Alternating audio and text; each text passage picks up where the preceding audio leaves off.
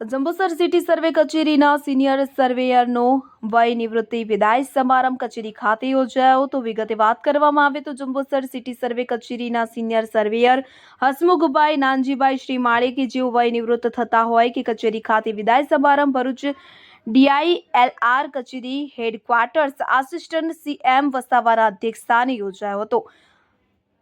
તો આપને જણાવી દઈએ કે જેમાં ભરૂચ કચેરી મેન્ટેનન્સ સર્વેયર KD પટેલ, નાયબ મામલતદાર નવલભાઈ, દર્શનાબેન પરમાર સહિત ઉપસ્થિત રહ્યા હતા। સરકારી નોકરીમાં બઢતી, બદલી અને વય નિવૃત્તિ એક ભાગ છે। તો હસમુખભાઈ શ્રીમાળી કે જેઓ 9/10/2096 રોજ પ્રથમ ભુજ ખાતે સર્વેયર તરીકે દાખલ થયા હતા, ત્યારબાદ ભરૂચ વડોદરા ફરજ બજાવી હતી, ત્યારબાદ 23/12/2024 થી જંબુસર કચેરી ખાતે તેઓની બદલી થઈ હતી। 31/3/2025 રોજ વય નિવૃત્ત થતા હોય કે તેમનો વિદાય સમારંભ યોજાયો હતો। દરેક અધિકારી કર્મચારીઓએ હસમુખભાઈ સાથે વિતાવેલી ક્ષણોની ઝલક આપી ભાવ વિભોર બન્યા હતા। તેઓનું પુષ્પગુચ્છ આપી, સાલ ઉઢાડી, મોમેન્ટો આપી સન્માન કરવામાં આવ્યું હતું। આગામી જીવન દીર્ઘાયુ, નિરોગી તથા ધાર્મિકતા અને પરિવાર સમાજના કાર્યોમાં વિતાવે તથા કચેરીને તેમની સલાહ સેવાની જરૂર પડે ત્યારે સેવા આપવા જણાવ્યું હતું। હસમુખભાઈ શ્રીમાળીએ પણ સેવા આપવાની તત્પરતા દાખવી અને જંબુસર કચેરી સ્ટાફ સાથે વિતાવેલ સમયના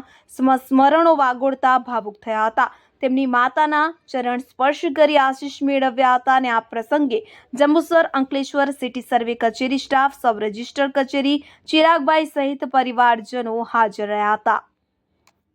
બ્યુરો રિપોર્ટ, India 7 ન્યૂઝ।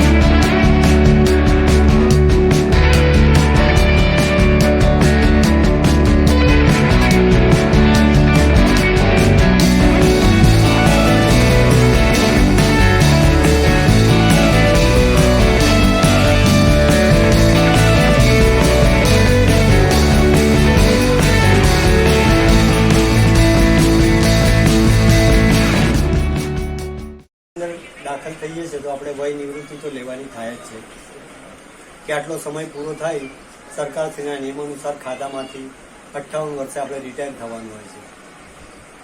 આટલા બધા સમયની અંદર મારો સમય હમણાં છેલ્લા થોડા ટાઈમથી ક્યાં ગયો મને પોતાની કામગીરીની અંદર ખબર ના રહી।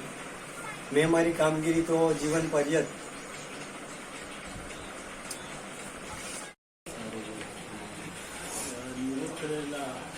સાથી મિત્ર શ્રીમાળી સાહેબ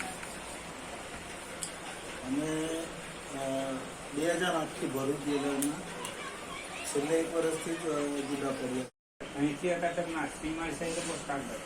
આ બીજાના સાહેબ બીજી વાત છે કે માણસ જેવો આવે છે એમના કુટુંબમાં સાહેબ એકનું જીવેલા છે, એમનું સ્ટાન્ડર્ડ કુટુંબ છે સમાજના બધું તો બીજી તો આ કરી નહીં શકાય। આપણે ટીલા ચાલુ બોલીએ તો સાહેબ બહુ સારા હતા, આ હતા, તે હતા, પછી બીજા દિવસે તો આપણે જીવો તો બોલવાના હતા।